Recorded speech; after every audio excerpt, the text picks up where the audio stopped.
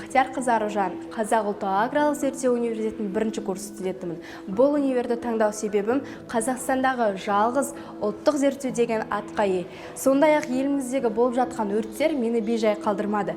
Біз болашақ жастар осы саланы қолға алсақ па деген мақсатпен осы жерге түстім.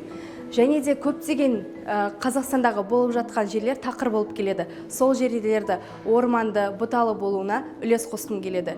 Универімізді бітірген жастардың 90% жұмыспен қамтамасыз етіледі.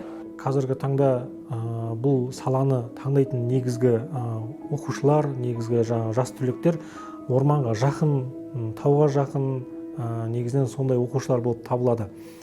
Енді орманға өзінің сүйіспеншілігін, экологияға сүйіспеншілігін білдіретін кез келген оқушы болсын, бұл мамандықты сүйетін адам болсын, бұл мамандықты негізі таңдауға мен өзім кеңес беремін. Лес – это очень важная экосистема, то есть лес, он обеспечивает 80% кислорода, он обеспечивает нас воздухом, он задерживает большое количество пыли, и лес в экологии очень важен.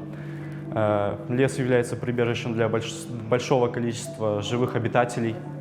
Лес – это центр биоразнообразия. Единственный университет, где можно получить такие специальности, как эколог, охотоведение, звероводство, лесные ресурсы.